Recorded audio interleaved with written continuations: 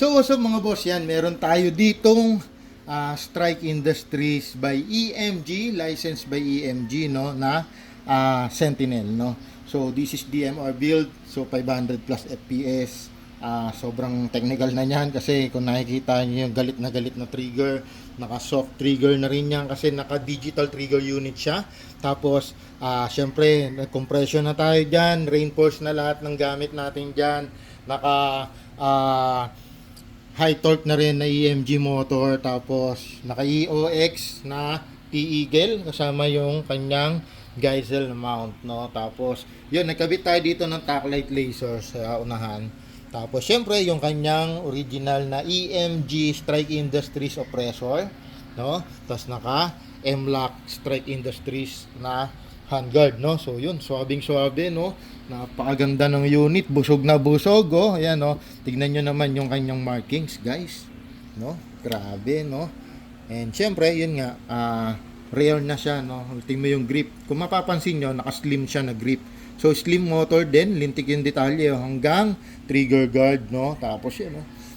Official product, official license product for airsoft only, no. So yan, no. Yan yung kanyang grid lock markings, yan. So yan, no. Ang ganda, oh. Grabe, kompletong kompleto, no. No, yan, no. Kompleto yung mga detalye, no. Yan, no. So yun. Ngayon testingin natin siya, guys. Remove natin.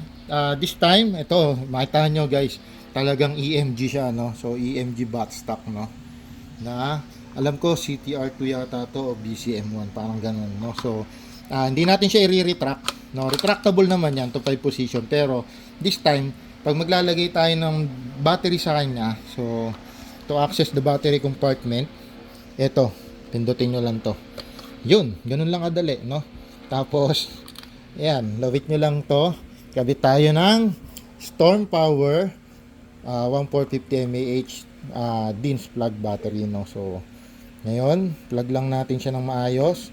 Pag plug nyo ng maayos, guys, retract para hindi na siya sumabit. Tapos balik nyo lang yung cover. Ganun lang kadali. Yan, ganun lang kadali. Patong nyo lang. So nandun na siya. Tapos retractable na rin siya, no. Yan. Okay? Ngayon, ito yung kanyang high kappa magazine. Sa ngayon, medyo mahirap ipasok kasi kung makikita nyo, yan, bagong bago. So talagang wala pang kaskas, no. Ang gagawin natin, ito yung high kappa magazine, kamot type kung tawagin. So open natin. Tapos magsasalin tayo ng BBs. Yan. Yan, salinan natin. Palabasin natin yung potential ni ano, no, ni Sentinel. Yan. So ngayon, sarado natin, wind. Okay? Yan, kamutin lang natin hanggang sa gumanit siya, no. Yan. So high kappa to, this is 300 rounder. Yan, pagaganitin lang natin. Ito, guys, yung sinasabi ko, bagong unit, kaya yan, medyo yun, medyo matigas siya, no. So mas maganda naman yun kasi at least snug, no. So wala siyang wobble, no. So ngayon, chrono check natin. I'm using 0.2 BBs. So yun. Ito, guys, yung tacklight pala, sorry. So ito yung on off niya sa kabila. Ayan yung on, naka tacklight mode. Tapos pwede siyang tacklight and laser at the same time. Ayan. Tapos pwede rin siyang laser lang. Ayan.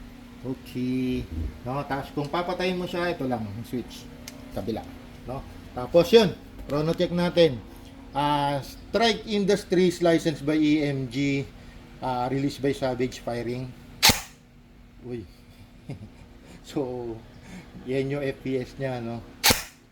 Uy, yan, no. So no, grabe, no, consistent. Ngayon, try natin i-full auto. Although, nakukonfigure naman to natanggalan ng full auto. Full auto natin. No? So, 550 FPS. No? So, napaka-consistent, napaka-swabe ng unit, no? So, yan. By the way, guys, naka CNC chamber na rin yan, no? Yan, no? So, working din yung kanyang ball catch o bolt release, no? Okay. So, yun. Yun lang, guys. So, again, this is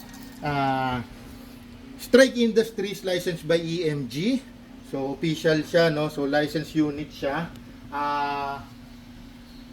Build by Savage. No? So, sitting siya, syempre, sa ating napakagandang Glary case, no? So, ayan, Glary case, Glary rifle case, no? So, yun. Swabing-swabe yung unit, swabe naman lahat. Good to go. And see you sa susunod nating build. Bye-bye.